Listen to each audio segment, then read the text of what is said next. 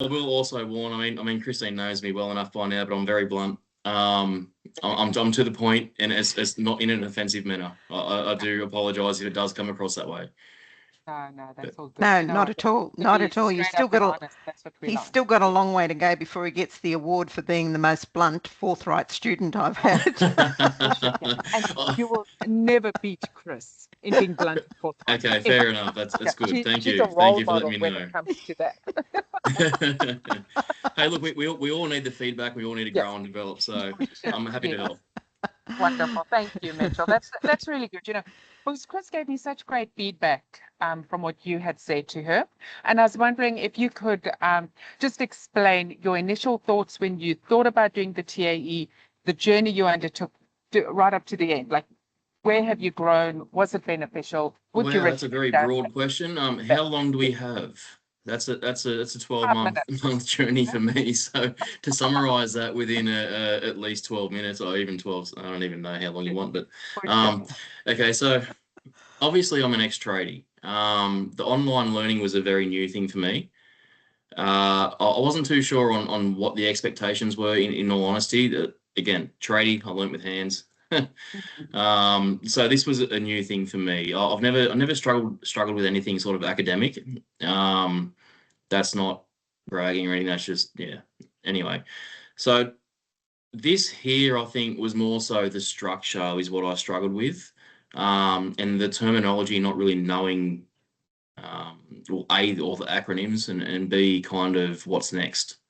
So in my industry, and especially in the training world, if you can relate to this sort of analogy, you know, we have a lot of prerequisites where we've got to kind of do like A, B, C, D, E, and it's very structured. It's very regimented. So this here for me was kind of just throwing a dart at a dartboard and hoping to hit the middle. Again, excuse the analogies to do that a bit, but you get what I'm saying. So it's kind of you know, it was a challenge. Again, for me, it was a challenge because I'm a hands-on learner. And I suppose anyone in that kind of academic world, they've gone to university, stuff like that, it might be easier for them. But, you know, I am computer literate, but the amount of file exchanges and stuff like that, again, was a little bit extensive. What was it? The validation? Was it the validation one? The workshop. That was the workshop. Yeah. Yeah. Benefited greatly from it. And that's where I understood, I think, more so where my lacking in the online learning was, and that's the group development. So being in that group scenario and talking with the other like trainers, whoever they were, whatever their job description is, talking with them kind of helped me understand my role a bit better and how to approach the TAE a bit better. So I think, but again, that's how I learn. So not exactly universal. I'm a very much a kinetic learner, so that's just me as a person. I think being kind of left alone was good for me because it helped me get them. Did you really get the motivation, or was it my emails that came flying down the pipeline? Like I said to you, Chris, I had all the theory work done within 6 months. Yeah, I know. Yes. It was, look, Yes.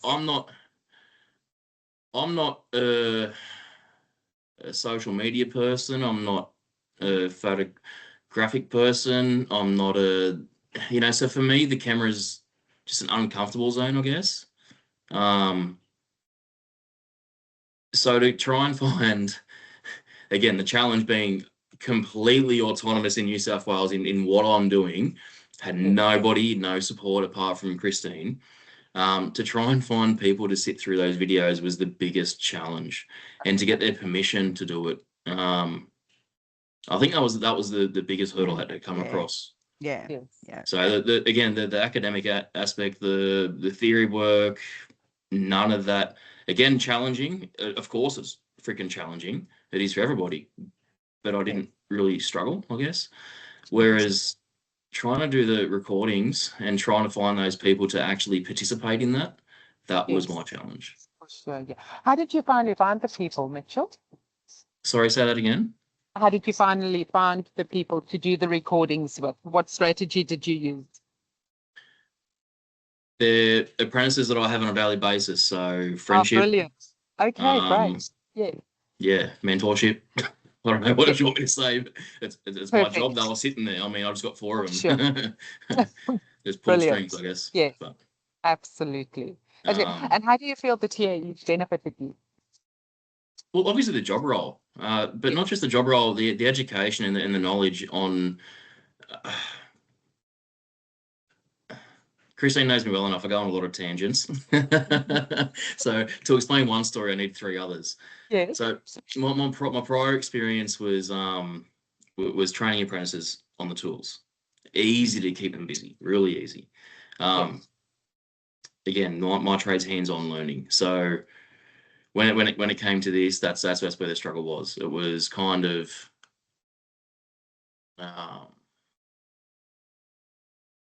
honestly, I've drawn a blank for a second. I apologize. It's been a long day. Right. Cut, edit. Well, I learn how to do video editing skills after this to cut and to make it flow nicely. So Yeah, take your time. Don't worry.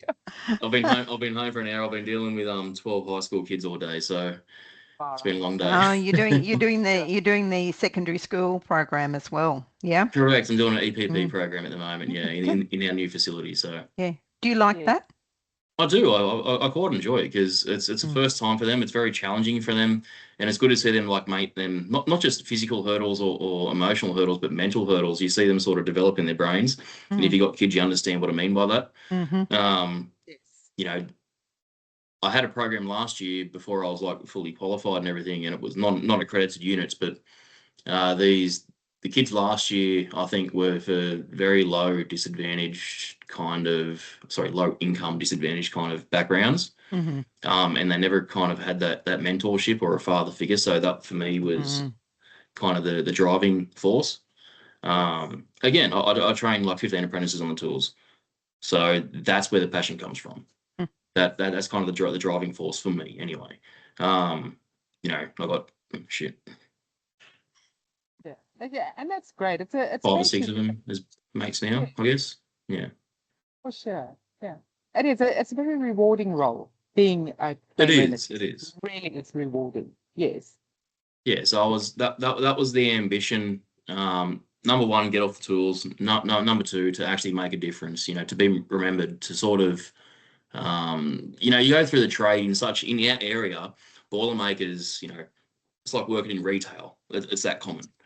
Obviously a bit more complicated, but it's just that common. So to be remembered and sort of have your name marked against that industry, it's very seldom around here. It's very kind of, few and far between. So for me, it's just that one, again, backtrack, another tangent, another branch on the tree.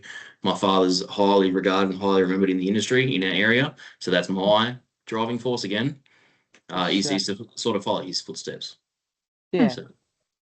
Oh, very good. So can I ask a couple of questions in there? Of course.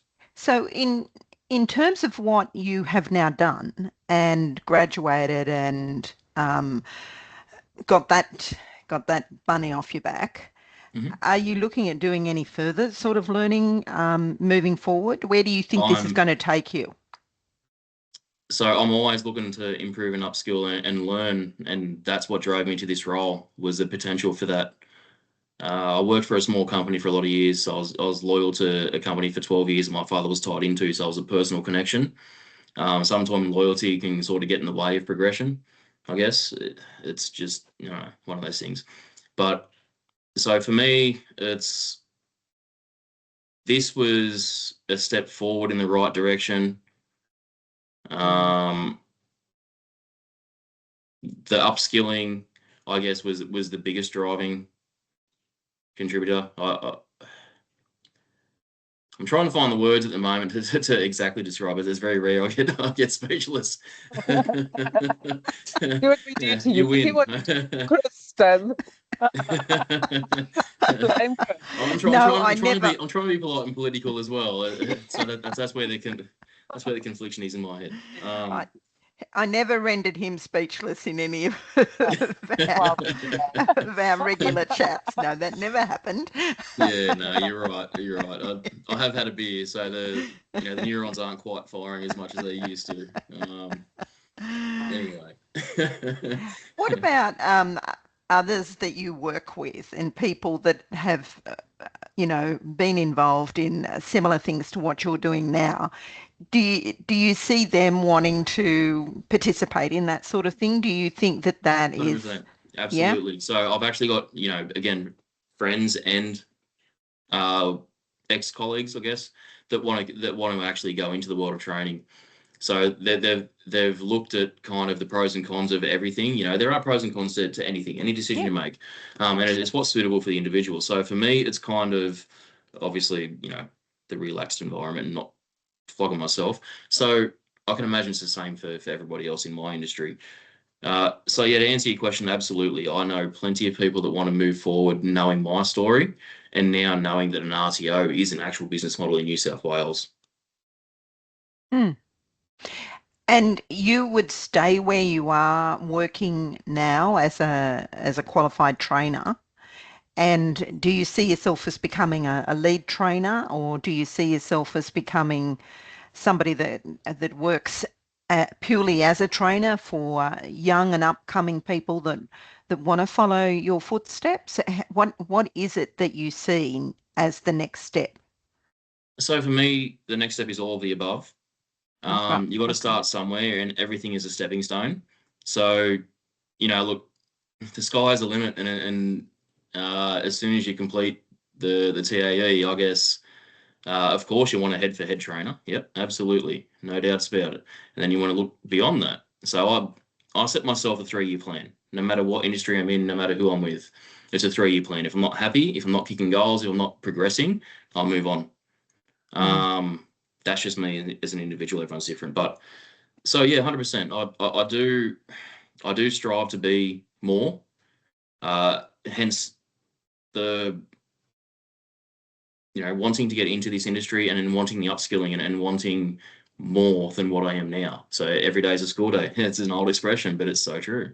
Every day is a school day. And you're probably quite fortunate, really, that you've found a trade area of your expertise that you enjoy and you're quite passionate about anyway. So that's why it's leading you down that path of wanting to not only continue to develop your skills, but also show the next generations coming through that there is value in doing these skill developments in these jobs. If they learn to do it with a quality trainer and they get good outcomes. And it's something they probably never think about at school, and they're never told about at school. They don't. That's And right. that's why I think it's really good that you're involved now in the secondary school programs, because I think that influence is really, really important for young people now, so that they don't just It hear is. from Yeah. career advisors or career people that, oh yeah, well, you've got to do this, you've got to do this, and then you'll go off and do a university course, and then you'll find out that you can't get a job at the university course. But hey, you could have been a trade person. That's Yeah, right. yeah. And I think the programs as well, I know, again, another tangent, but the programs I'm doing at the moment, they're sort of, they're an introduction into what they don't know. So it's just ticking that box to like, hey, I don't like this, or hey, this is great. So out of the 12 kids that I get on the programs, it's kind of, you get at least 2 or 3 that are just fantastic. They have the knack. They're going to be an engineer of some description, of some tangent in the future. And then you get the rest that just kind of want the school day off. They show up for participation, and they're quite happy to sort of listen and do this and that. But they're in a group, and they're doing their own thing. So you got to sort of cater for that and get them through the whole course as well.